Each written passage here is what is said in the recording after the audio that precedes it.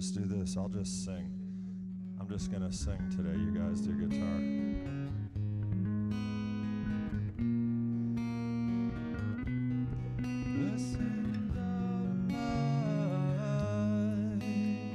Sing his praises. Blessed is Adonai. Sing his praises. Blessed is Adonai in all the earth.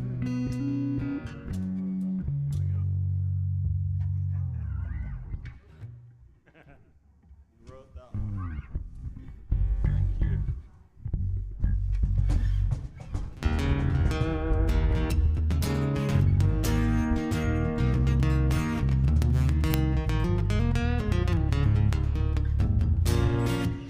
All right, Blake, I'll take some more guitar, as expected. More guitar on the monitor. Voice, vocals. I got a red light on this monitor. It's probably from Lance, but that's okay.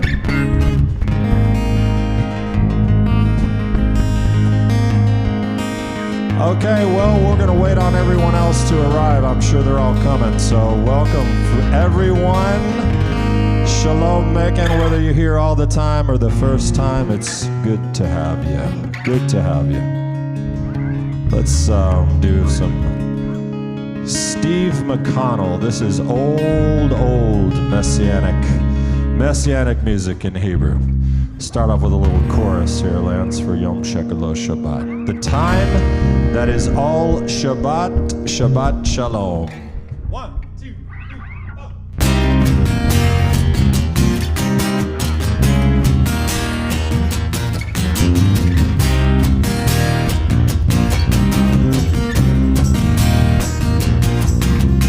Yom Shekel Shabbat. The time that is all Shabbat. Hayom that is El Shalom and whenever Yom Shekel Shabbat. I told you it moves fast, Lance. Yom Shekel Shabbat. The time that is all Shabbat.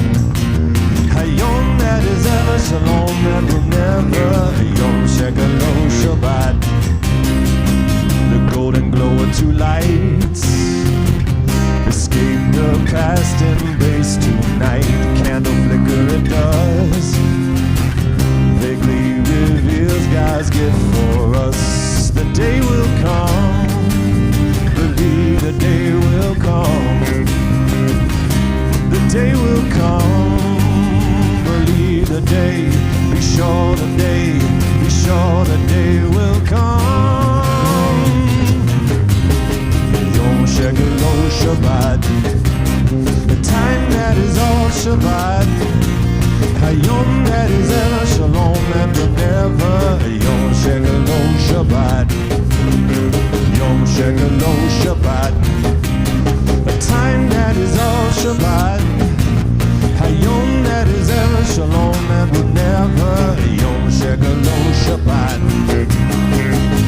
Unto Adam was entrusted creation, and to his son Shabbat is his kingdom. The day will come. Believe the day will come. The day will come. Be sure the day. Be sure the day. Be sure the day will come. Yom Shekel Shabbat. A time that is all Shabbat. Hayom that is El Shalom and whenever Yom Shekel Shabbat. Yom Shekel Shabbat. The time that is all Shabbat. Hayom that is El Shalom and whenever Yom Shekel Shabbat. Woo! Nice! Hello, good morning as everyone's making their way in. Blessed is Adonai. Worthy is Adonai, merciful is Adonai, and thank God, merciful but also mighty.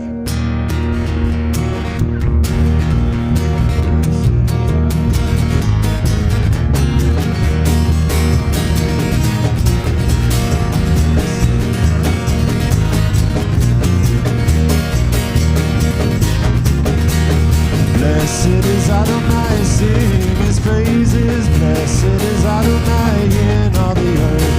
Blessed is Adonai, his love endures forever. Blessed is Adonai in all the earth. Fortress Redeemer, there is none beside him. Rock of Israel, my God in whom I trust. Blessed is Adonai, sing his praises. Blessed is Adonai in all the earth. Worthy is Adonai, sing his praises. Worthy is Adonai in all the earth. Worthy is Adonai, his love endures forever. Worthy is Adonai in all the earth. Fortress Redeemer, there is none beside him. Rock of Israel, my God in whom I trust. Worthy is Adonai, sing his praises. Worthy is Adonai in all the earth. Merciful is Adonai, sing his praises. Merciful is Adonai in all the earth. Merciful is Adonai, his love endures forever. Merciful is Adonai in all the earth. Fortress Redeemer, there is none beside him. Rock of Israel, my God in whom I trust. Merciful is Adonai, sing his praises. Merciful is Adonai in all the earth. Mighty. Mighty is Adonai, sing his praises. Mighty is Adonai in all the earth. Mighty is Adonai, his love endures forever. Mighty is Adonai in all the earth. Fortress Redeemer, there is none beside him. Rock of Israel, my God in whom I trust. Mighty is Adonai, sing his praises. Mighty is Adonai in all the earth. Mighty is Adonai in all the earth. Mighty is Adonai in the earth. There you go, Travis.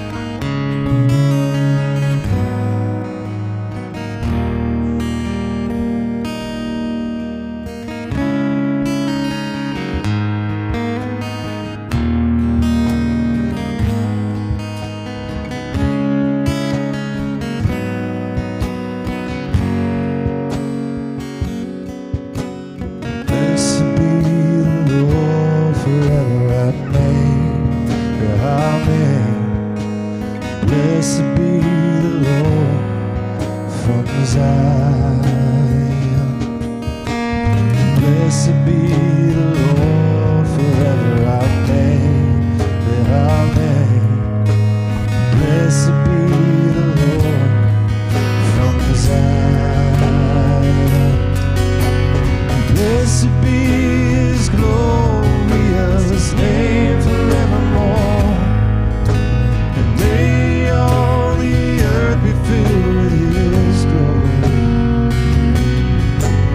Blessed be his glorious name forevermore. May all the earth be filled with his glory.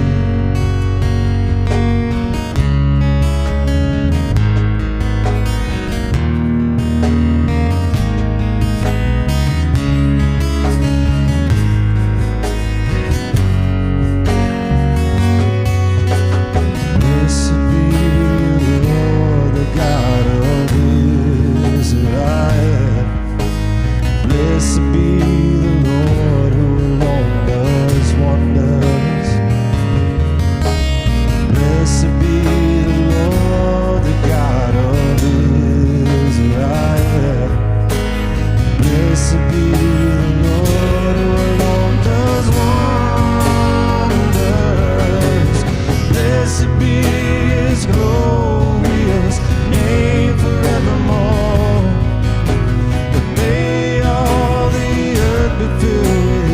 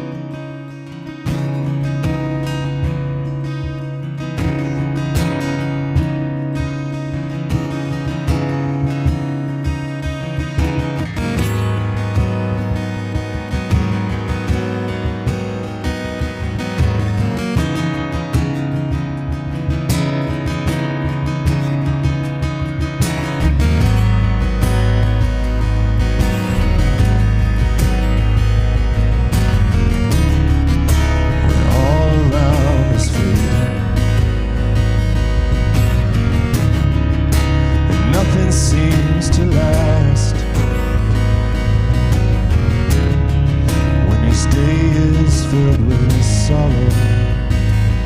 Still I know with all my heart,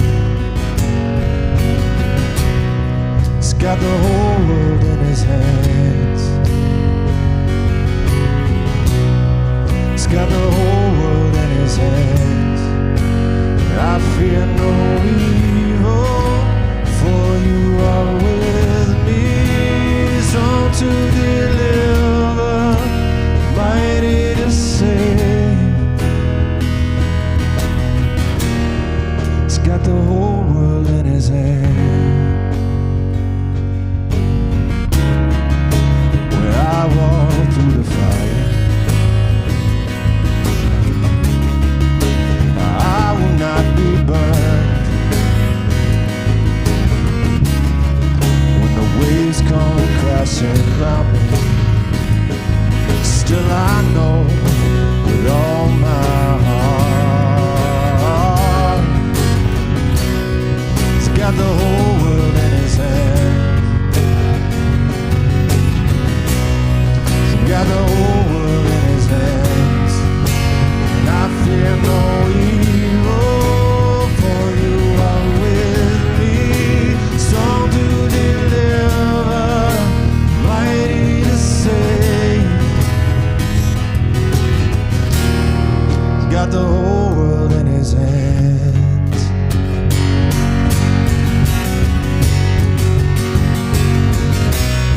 He's got the whole world in his hands. He's got the whole world in his hands. I know that he's got the whole world in his hands. I believe he's got the whole world in his hands. I know that he's got the whole world in his hands.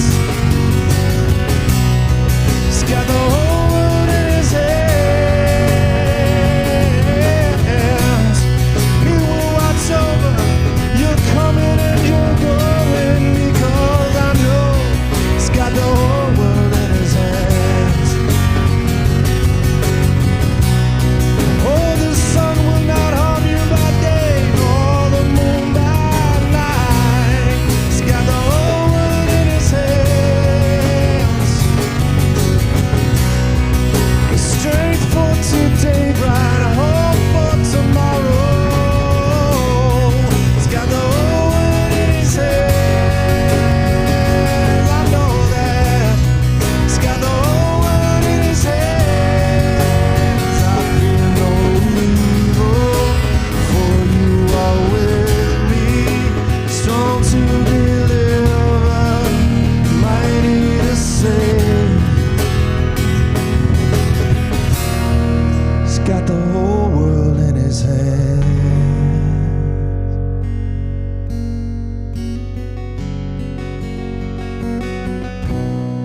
He's got the whole world in his hands. I know he's got the whole world in his hands. I believe he's got the whole world in his hands. I know that he's got the whole world in his hands.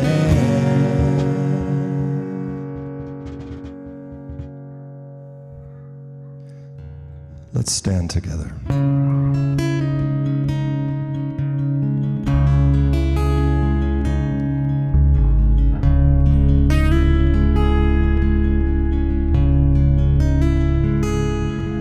La la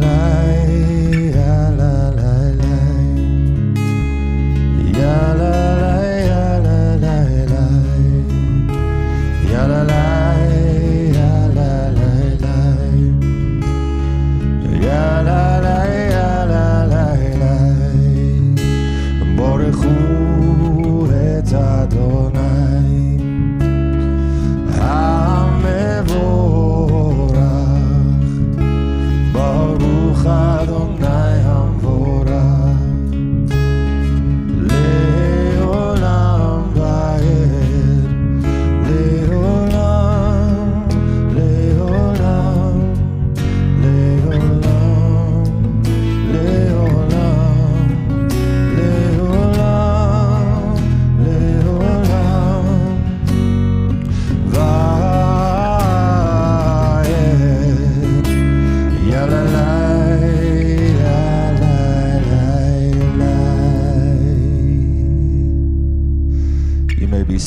as we declare the watchword of Israel together.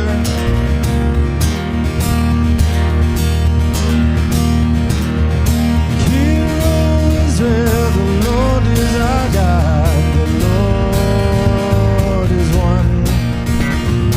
Hear, O Israel, the Lord is our God, the Lord is one. Blessed is the name of his glorious kingdom. Blessed is his name for all eternity. Blessed is the name of his glorious kingdom for all eternity. For all eternity. Yeshua, he is my Messiah. He is Lord of all. Yeshua, he is my Messiah. He is Lord of all. He is Lord of all. He is Lord of all. Yeah. Let's stand up for the standing prayer.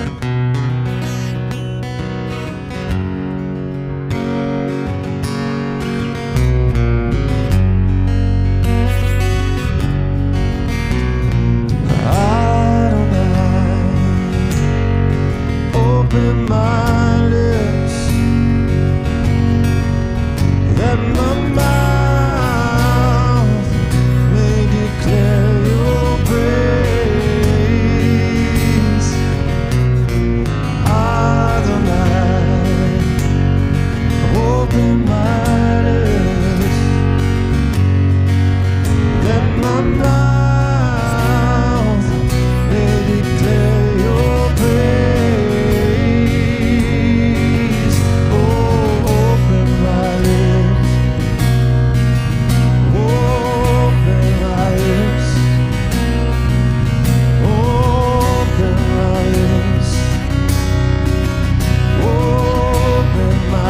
Said my mouth may declare your praise. Declare your praise.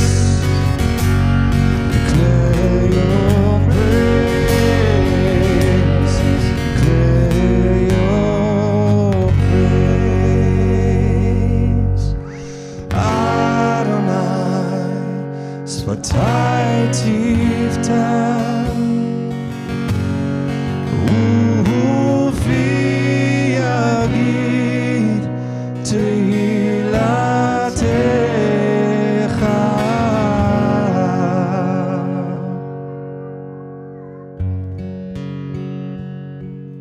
To the God who is faithful through the generations.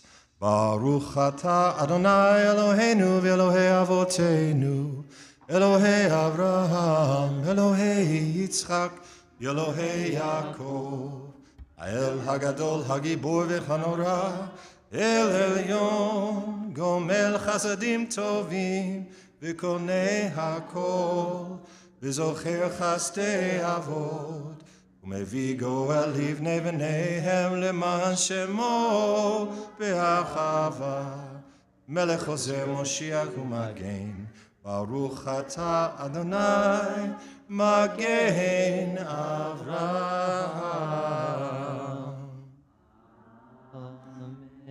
And continuing our Amidah training. Let's see, how's it start?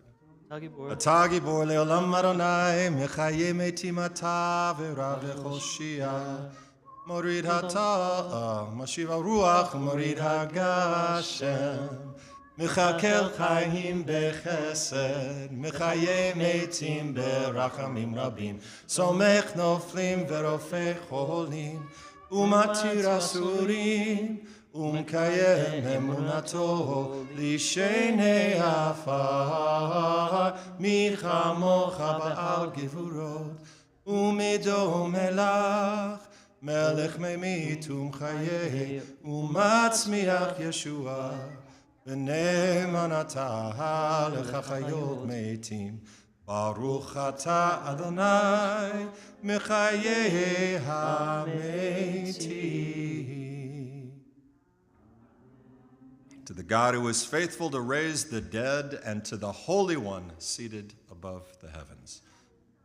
Kadosh, Kadosh, Kadosh, Adonai Tzevaot, Baruch atah Adonai, Ha'el HaKadosh. To the God who gives us this day of rest, and we need it. Baruch atah Adonai, Mikadesh HaShabbat. To the God restoring his presence to Zion, looking forward to meeting him there in April. Baruch atah Adonai, hamachazir shechinato leTzion. The God worthy of all thanksgiving. Baruch atah Adonai, atov shimcha ulchanei lehodo. The God who grants us peace. Baruch atah Adonai, havarech et amo Yisrael.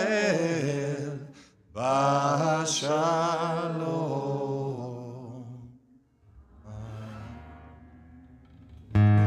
These clouds, I think we need a little spice. So, a little spicy avinu. Shabbat Shalom. Yitgadesh lecha tavo machutecha yeaseh retzonecha kasher בשמיים גם בארץ אלינו למחר תן לנו היום ובכל ענו על חובותינו כאשר מחרנו גם אנחנו לחייבינו יתביאנו לידי ניסיון כי תצילנו מן הרע כי לך הממלכה והגבורה והתפארת לעולמי עולמים.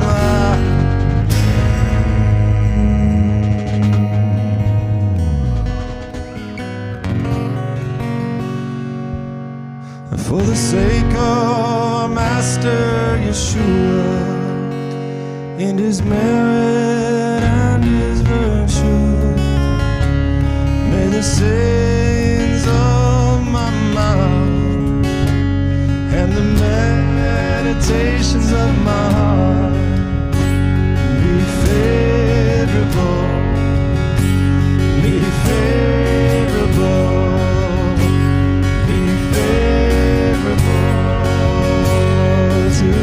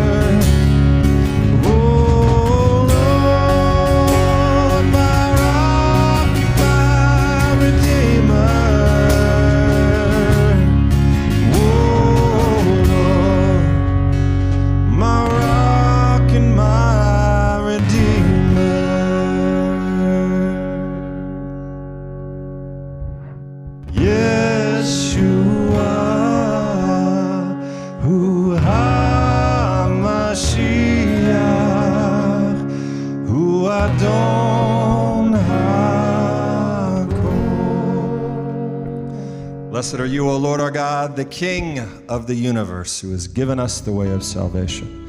In Messiah, Yeshua, Amen. You may be seated. We have a handy-dandy link right there for your support of the work of Shalom Macon. And of course, if you're with us in Macon, the tzedakah box is at the back. It's a great day because it's the day the Lord has made. Zeh hayom nasa Hashem nagilah. Let's rejoice in it. Shabbat Shalom.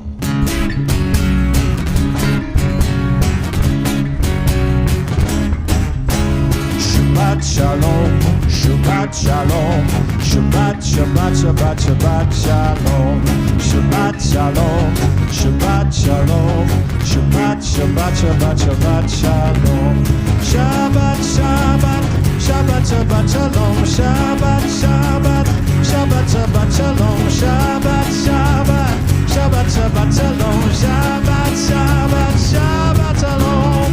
Am Yisrael, Am Yisrael, Am Yisrael Chai. Am Yisrael, Am Yisrael, Am Yisrael Chai. Am Yisrael, Am Yisrael, Am Yisrael Chai. Am Yisrael, Am Yisrael, Am Yisrael Chai. Od Abinu Chai, Od Abinu Chai. Od Abinu, Od Abinu, Od Abinu Chai.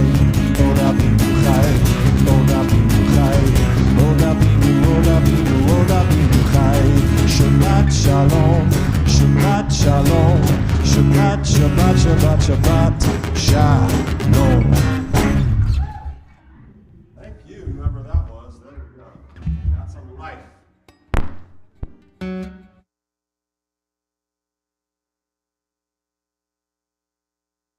I'm hoping Dave one day will be back. I don't know. He may be gone forever. But until then, I'll say the announcements, which are the following. Torah Club, which is, well, and there are, Torah Club is a fantastic thing because it pushes the envelope. If we change our name again ever from Shalom Macon, our new congregational name will be Pushing the Envelope, Macon, Georgia.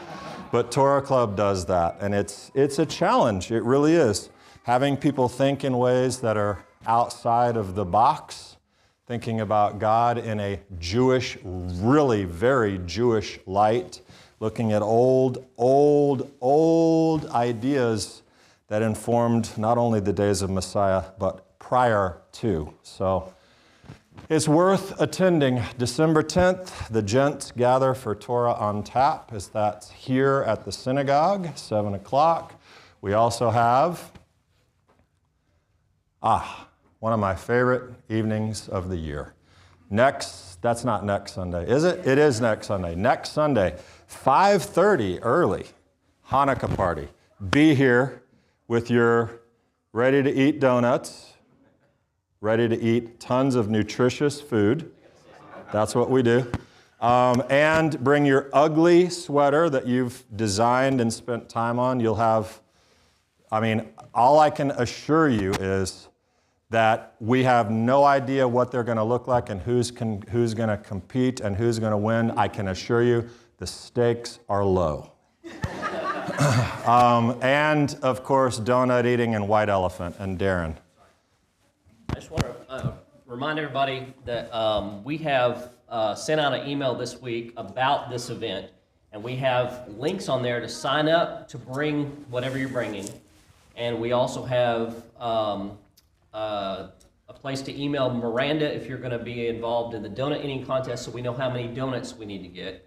We also have links to download coloring pages for the coloring contest for the kids. So there's lots of important information on that email. If you did not get that email, send us an email at members@shalommacon.org. We'll make sure you get a copy of it so you'll have all the information you need. That includes everybody online. Thanks. Let's see, what else we got here? What else is going on around here? I'm the last to know. This, of course, is December, and I want to humbly ask again. I just want to clarify a little bit here because, it wasn't against council. The council came much later. I was talking to someone about a campaign and our idea and building, and he told me, well, first of all, you don't ever announce a campaign until like 3 to 6 months of planning has gone into it. You don't announce it until you've raised half of the money. You need to show people exactly where everything's going. And I was like, uh-oh, I didn't do any of those things. But here's the point. The point is, what I wanted to do by launching this and setting your mind toward it is, we are doing all of that now in the planning phase and the drawings and the design and all of the things that are going to help you realize it and understand it.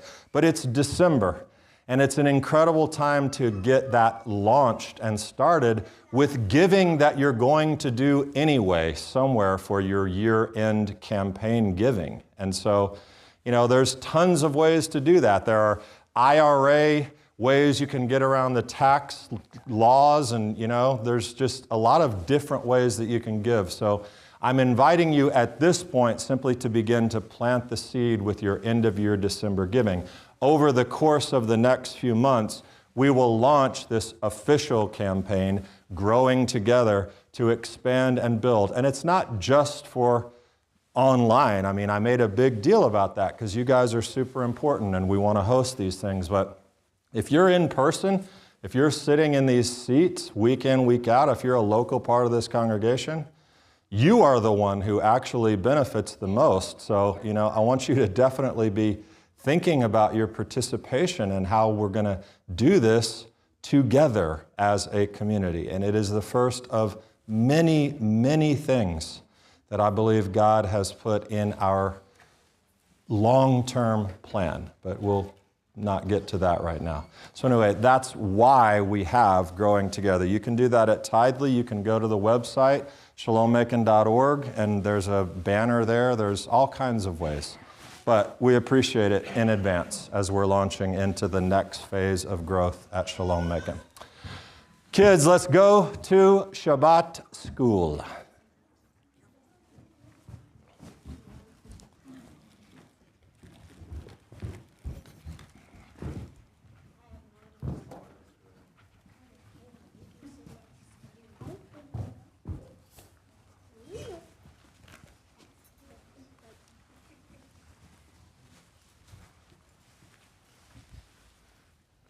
The tiny little baby here, the tiny little guy. Yisimcha Elohim ke Ephraim v'chi Menashe. May the Lord make you like Ephraim and Menashe. Yisamech Elohim ke Sarah, Rivka, Rachel, Valeah. May the Lord make you like Sarah, Rebecca, Rachel, and Leah. Father, bless our children with good health and with happiness and a home full of peace, shalom bait, peace in their homes. Bless their parents with insight and wisdom. Yivarechecha Adonai v'yishmerecha, yo'er Adonai panav elecha v'yihuneka, yis Adonai panav elecha v'yasem lecha shalom. All right, you can go find your parents and go to class.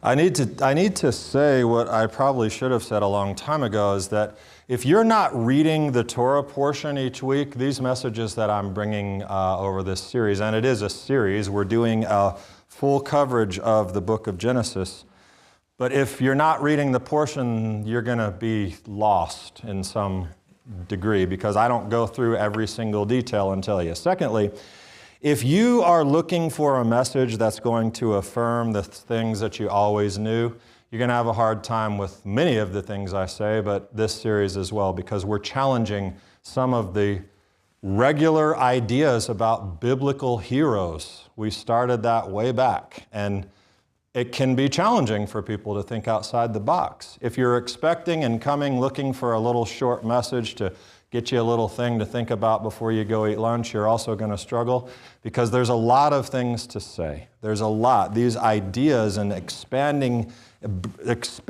boundaries and paradigms, it takes a little bit of time to do that. And so, and if you're looking for messages that you don't have to think about, that don't cause you any inner strife as you think about yourself and how you're living, probably going to struggle with these messages because that's what I do best. That's my gift, is to help people apply the word to your real life, not to some floating out there thing about, being in clouds. But with all of that said, I have absolutely no idea how I'm doing with this series because, the world depends on likes. I have to have likes. I need you to click something and tell me how good I am. I need that. No, I don't need that. But I don't get much feedback, and feedback is actually helpful, whether it's good or bad. So, tune in, listen, give me some feedback. It's good to know how you're doing up here. It helps. Now, listen up. There will be a test. Last week, verse 31:3, the Lord said to Jacob, return to the land of your fathers and to your relatives, and I will be with you. This week he gets started. In whatever verse it is, now as Jacob went on his way, this is verse 1, actually, of chapter 32. Jacob went on his way. The angels of God met him. Jacob said when he saw them, this is God's camp. That's actually last week. But in verse 4, he commanded them, saying, he called that place Machanaim, right? Jacob sent messengers before him to his brother Esau in the land of Seir, the country of Edom. And he commanded those that he sent forth, you shall say to my lord Esau, thus says your servant Jacob, I've sojourned with Laban and stayed until now. I've oxen and donkeys and flocks and male and female servants, and I've sent to tell my lord that I may find favor in your sight. And the messengers returned to Jacob. And what did they say? Jacob, we came to your brother Esau. And furthermore, he is coming to meet you, and 400 men are with him. Now, what would you do? What would you be thinking at this particular moment in time? You ran from this guy your whole life, your brother. You stole his blessing. You've avoided him. You knew he wanted to kill you. You had a plan, you thought, to fix that, to reconcile it, to give him all these gifts and pacify him and make him. But he's coming to you with 400 men. What are you thinking? Well, are you thinking, that sounds great. Let's confidently move forward into this thing. Hey, Esau! Is that the thought? It's not really the thought. Remember last week's message about Rebekah when she heard Isaac's conversation with Esau. That's actually the place where all of this started, when she overheard the conversation and said, oh my goodness, this is not going to go well. I know what God told me, but we need to do something different. We got to fix this. We spent all last week talking about that. But this is, in essence, what the Torah represents Jacob about to do as well. Now listen to what it says about Jacob. First of all, the text says he's coming to you with 400 men. What did Jacob actually probably hear? He's coming for you with 400 men. He's going to kill you. He's going to obliterate you and your family. He's going to wipe you off the face of the earth. Get ready, Jake. Here he comes. That's probably more along the lines of what Jacob was hearing, because the text then goes on to say in chapter 7, Jacob was greatly afraid and distressed. Jacob was greatly afraid and had great anxiety. And he divided the people who were with him with flocks, herds, camels into two companies. For what did he say? Well, man, if they all die, at least somebody's going to live. I don't know how that would make me feel if I'm Jacob's kid. Psst, you go over there. He might kill you, but we'll get out. What's happening is that human nature is probably happening. Human nature, which is the same thing we saw Rebekah do, which is the idea that sometimes we have to take it into our hands because we're assuming the worst is going to happen. Clearly, Jacob is thinking, he is going to come and kill me and everything I love. And, I got to fix this. But didn't he say, return to the land of your fathers? Didn't God tell you that, and to your relatives, and I'll be with you? I know, but I got to fix this. Now pause. Jacob was greatly afraid and distressed. Think about all of the years, at least 20 years,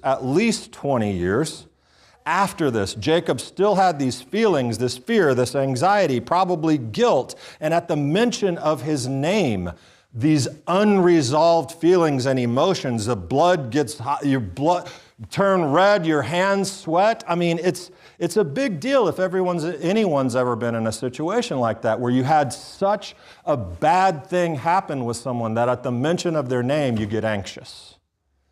This is even more of that. Jacob is in fear for his life, but there's so much more. And if we're honest, most of us know this feeling. We can relate to it, but I'll take you there in just a minute. I want to show you something that may have never occurred to you regarding what comes next and how much the Torah is actually teaching us about our lives right now, today. This is courtesy of one Rashbam.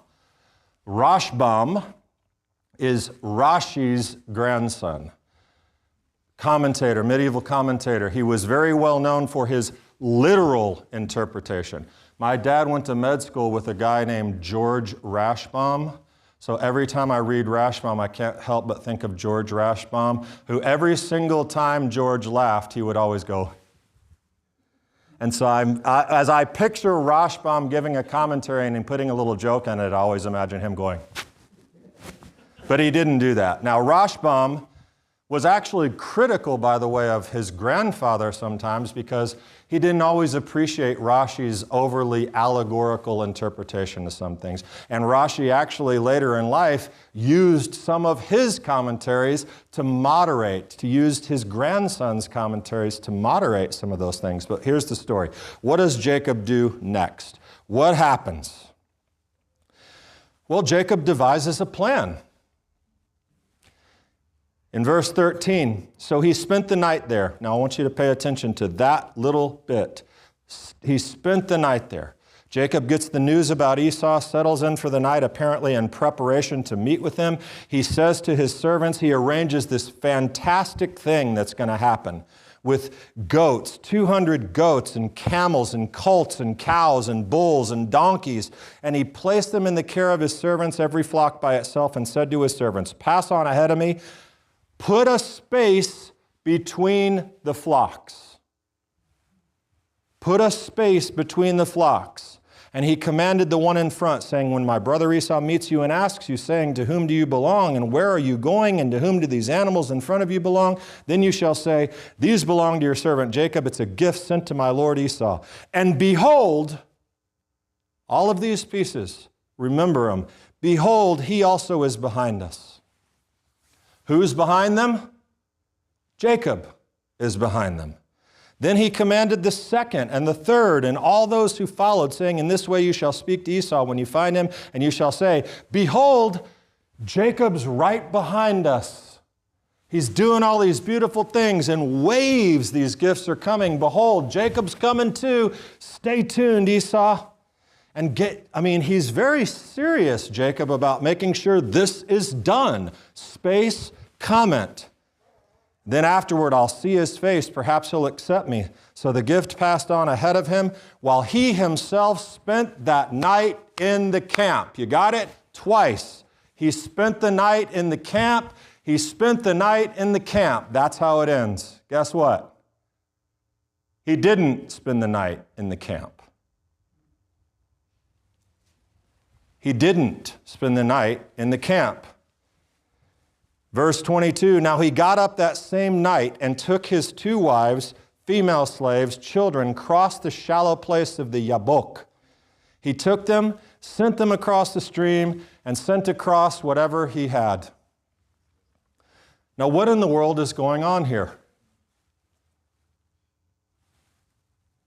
Why is he up in the middle of the night crossing that river with everyone? Now, most commentary simply says he wanted to get a head start. He was up and going. He was on his way to meet Esau, or he wanted to move the family to further safety. But here's where Rashbam's consideration comes in. Jacob is running away. He is leaving in fear. He had made plans to meet Esau and make it right. But the fear was too much.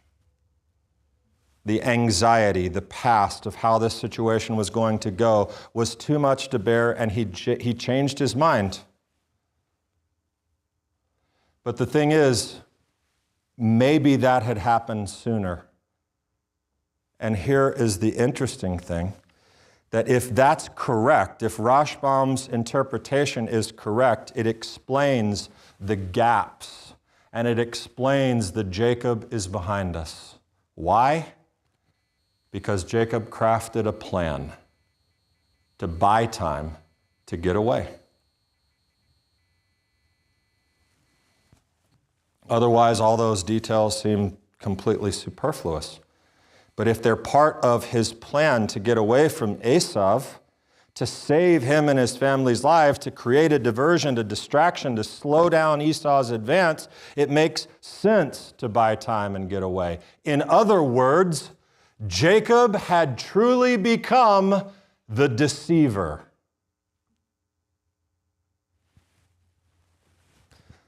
Through this hard-fought life over the last 20 plus years, he had now become what he had been accused of his whole life. He had no intention of meeting Esau. And the fear and the anxiety caused him to hatch this other plan that would get them out of there. And he wouldn't have to face his fear, but guess what? That wasn't going to happen. That wasn't going to go down. Why?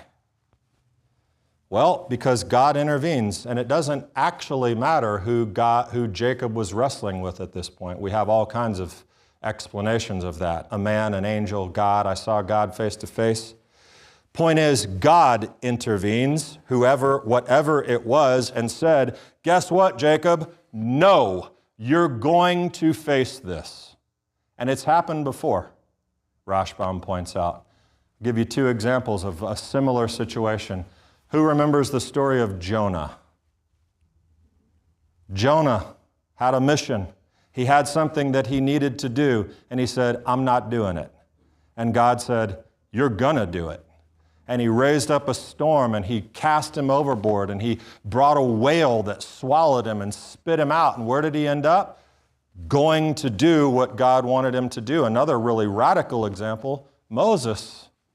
There's a weird thing that happens in the desert when Moses is going on to the wilderness, and you'll remember it when it's in Exodus, can't remember, 4. When they were in the place where they spent the night along the way, this is Moses and his family going back to Egypt. When they were in the place where they spent the night along the way, God confronted Moses and wanted to kill him. Then Zipporah saved the day by having their son circumcised. Outside of the weird, interesting thing about that, remember that Moses was what? Terrified at the burning bush. He was afraid. He didn't want to do it. He said, they won't listen. I'm slow of speech. Who am I? I can't do this. But God confronts him on the path. Rashbam explains that was his anger. That God's anger toward Moses was, I gave you a job. I told you what you're going to do. You're going to do it. And that Moses was still afraid and was vacillating, which is why God was angry. And so according to Rashbam, so was Jacob now.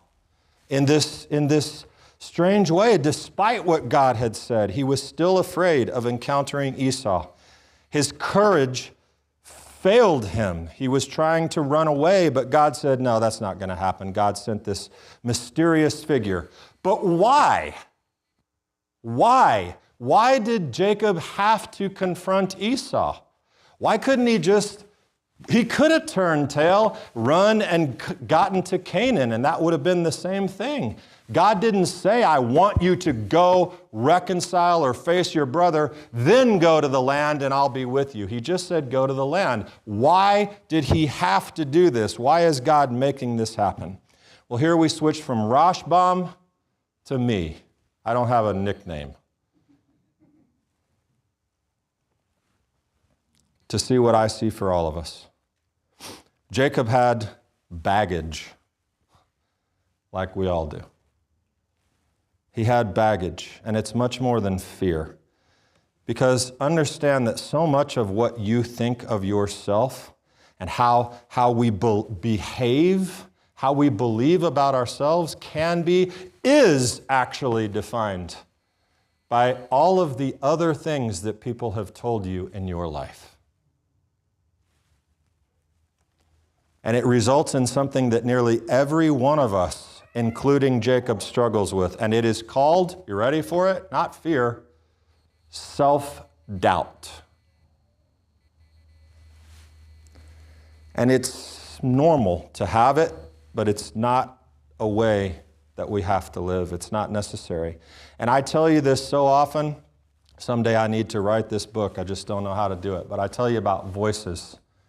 Not because we're schizophrenic or multiple personality disorder. I tell you about voices all the time because you're a human being. And in your head, you hear voices all the time. It's your voice. But those voices are incredibly powerful. Incredibly powerful.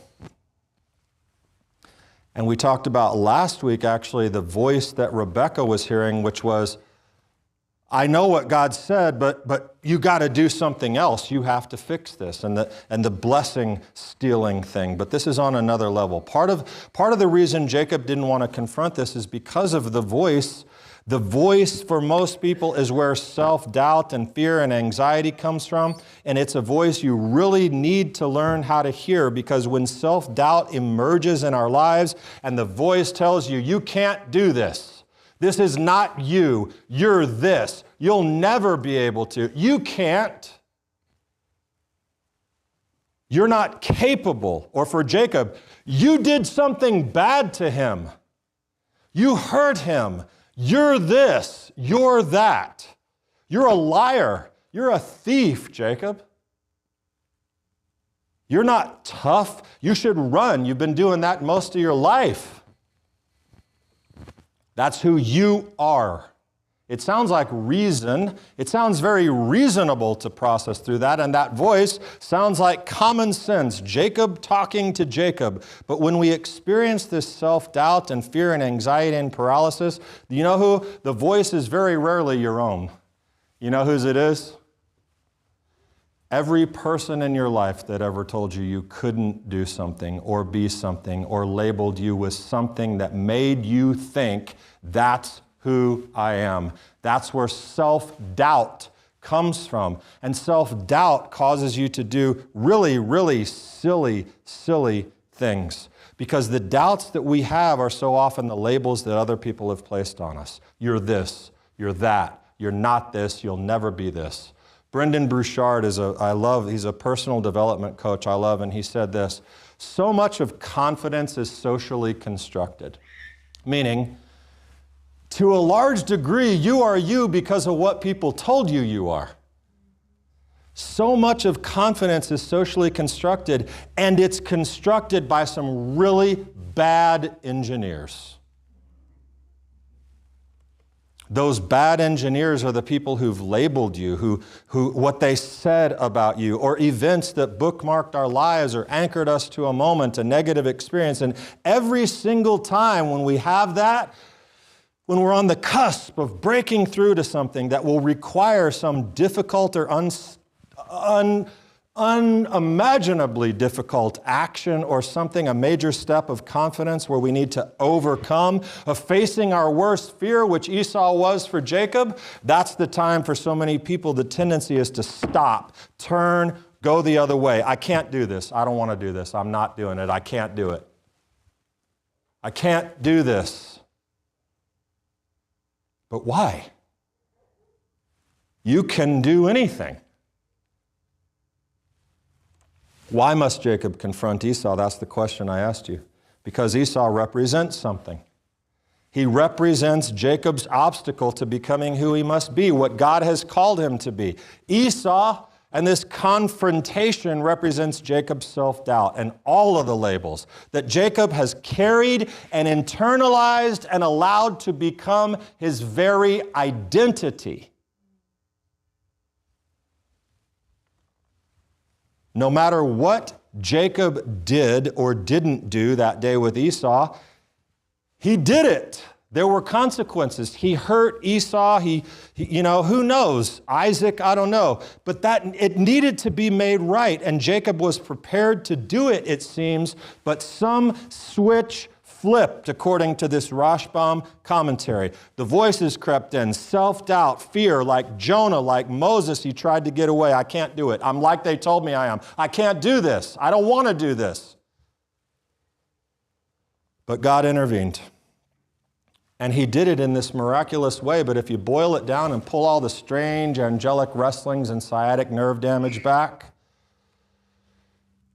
all it is an identity shift. That's what the blessing is. The name change. And here we get some clarity and appreciate the true value of this weird wrestling match and the name change. God knew Jacob had to move past. He had to confront the past, move past the past. God's saying to Jacob, you're not that person. I don't care what they said. I don't care what you did. You're going to make this thing right, and you're going to be something new. Now, had he not confronted Esau, I asked you, why can't he just go to the land? Why does he have to do this? Because Jacob has baggage, and you can't be the person you are hauling your crap around with you all the time that you don't have to carry because someone else packed those bags and someone else tied them to your wrist and said, now you walk with that. And you walk for 20 years with this stuff. You don't have to. And God said you're not going to. There is so much. How Jacob, as this great patriarch, imagine him living with imposter syndrome the rest of his life. Yeah, I'm Jacob. Oh, Jacob, the patriarch, man, Jacob. Yeah, but if you really knew, if you really knew who I am, if you really knew how this happened, if you really knew how I got here, you wouldn't think anything of me. That's something we all have. And, there's so much. Jacob is wrestling, and he's holding on, and I could do a whole sermon on that wrestling match. But he's holding on, and he says, "I'm not letting go till you bless me." And what was the blessing? He got a new name? What kind of blessing is that? What am I supposed to do with that? Okay, great, I got a new name. But that is the blessing. You give me a new name. Think about it. He had been labeled the deceiver, the liar, the thief, and everyone else gave him those names. But his new God-given label is so much more than syllables or sounds or letters. It's a new identity that he got from God placing this obstacle in front of him. And that voice is the voice that Jacob had to hear. And one of the most powerful things, I want you to hear this very clearly, one of the most powerful things you will ever do in your life is to stop hearing the voices and wearing the labels and going by the names that other people have given you. And that happened at the ford of Jabbok. For Jacob, the patriarch. For Jacob, it's so clear, your name shall never, you're not going to be Jacob, even though he gets called Jacob later, but Israel, you've contended with God, with men, and prevailed. And with men, that part's easy, right? You've striven with God and man, Esau, Laban, even Isaac a bit. But in the internal, the supernatural, he's contending with himself as a man. And striven with God, God's given him clear instructions, and he's vacillating. God says, not anymore after this. You're going to come out of this water. You're going to come out of this thing. You're going to have a limp. Oh yeah, the limp. What about the limp? Well, literally we could say that the angel gave him the limp. Why? So that he couldn't run away. He had to face Esau. He couldn't move quickly anymore. But obviously it's deeper than that. That limp became a part of Jacob's reality. And with that limp comes the idea in my mind that I cannot run. I can't run back to all those things that I was. Yeah, this is a painful memory, but it's also a positive memory to remind me I am someone else. And sometimes there are consequences in the bad decisions that we make. That's just part of it. Don't run back to those old labels. Jacob versus Jacob. His past, his baggage, his guilt, his self-impression of being a deceiver, living in fear rather than facing the music, as they say. God says, nope, not doing it. Jacob, this is the new you. Stop running. Stop embracing that. Stop being what they said you were and be who you need to be. Who I want you to be, who I made you to be, who I will give you the power to be, as he had already clearly stated to Jacob. And it starts with doing the hard thing. Courage is not stupidity. Courage is not lack of fear. Courage is having fear, but doing it anyway. And they wrestle till dawn, don't they? That's what it says. But listen, think about this. From everything that Rashbam said, that he was trying to run away and that it wasn't going to work because God stopped him. It says they wrestled until daybreak, right? And then he released and he walks out with this limp and it says he lifted his eyes and who's showing up right at the right time?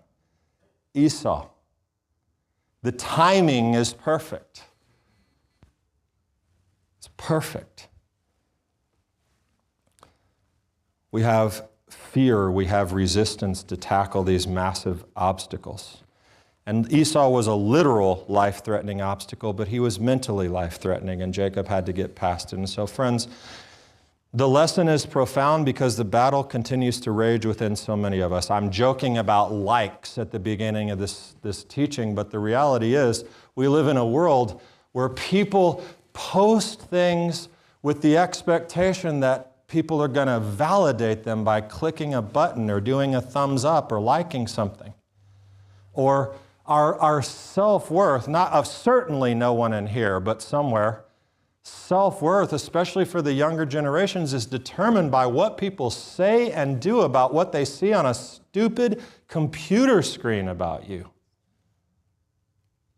Man, no.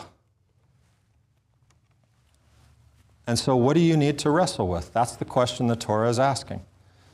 This is Jacob, man. Jacob, the father of the 12, the great patriarch. This is Jacob. And we look and we peel this back and we see he was afraid. And that's okay. But it brings to mind fight or flight. Fight or flight. And the fight actually was not physical with Esau, was it? It's right in here. It's up in your noggin. It's saying, all right, I am struggling and I have a problem. Now, who's talking to me right now? Who am I hearing? Am I hearing some jerk who told me what I could never be? Am I hearing some bad thing my abusive parent or spouse said to me that labeled me? What am I hearing? What am I hearing? And being able to have that skill to understand whose voice is talking to you and what labels you're putting on yourself. Are you operating as the person you know you are or could be? And the fight, you gotta fight sometimes, but the flight is much worse. To run from the obstacle and never face it. To live continually to carry these bags around and never face the thing. Never have the wrestling match. What are you afraid of confronting? What do you want to run away from? What do you need to face? What do you need to change? What labels do you need to let go of? We usually have some. Even the most put together people, if you could really get down to it. But what won't change if you turn tail all the time? What if you continue to let the critical and condemning abusive voices, the tear down negativity, discouragement of your past be your label? How will you ever get that full and beautiful name that God has for you? If you break camp in the middle of the night on the cusp of maybe a terrifying thing the next day, But it's something you need to do, something you need to face. Sometimes you got to take up the wrestling match, and then guess what you need to do, and this is the end of it. Stop wrestling. Stop wrestling. Leave it in the river. And go forward with peace. If nothing else, after that encounter with the angel and consequently with Esau, Jacob had peace. He didn't have it easy. Even in this chapter, his daughter gets raped. Later, his son gets kidnapped. I mean, he didn't have it easy. But he had a new kind of peace. With his wrestling and blessing and courageous step forward came his new name and new peace. And God will go with you because he has the name for you. It's the way he sees you. It's the way he wants you to see yourself and go forward. Do that. Do it. Be aware. Self-doubt is contrasted with self-awareness. And that's something that the Holy Spirit can inspire you with as well. So be aware of the voices you're hearing. Don't run. Just accept, wrestle them, confront them, change them, and then even if you walk away with a limp, you're the better for it. Jacob was the better for it. And Jacob sets an example that all of us, every day, can apply and learn. Your story might be just the same. And you get to change it anytime you want. Shabbat Shalom. Let's stand up.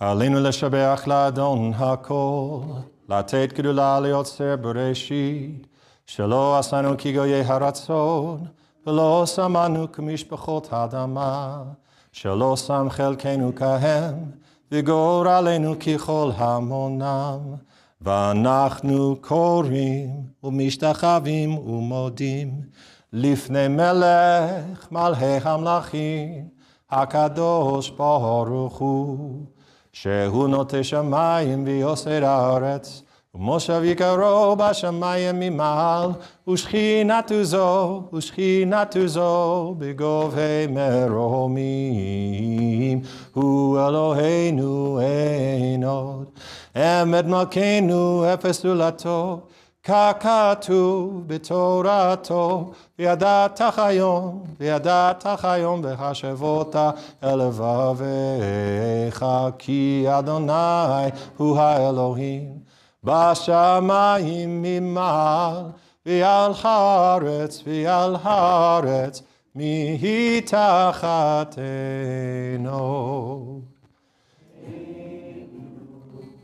ונאמר, וחיה אדוני למלך על כל הארץ, ביום ההוא יהיה אדוני אחד, ושמו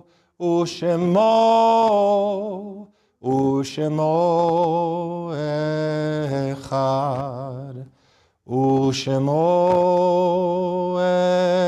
אחד. On that day, the Lord will be one, and his name will be one, and you will have your full and beautiful new name. May the Lord bless you and keep you. May the Lord make his face to shine upon you and be gracious unto you. May the Lord lift his countenance upon you and give you his peace in Yeshua's name.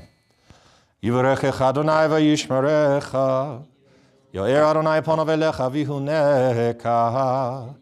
Yisa Adonai panav elecha ve'asem lecha shalom. Shabbat Shalom, my friends.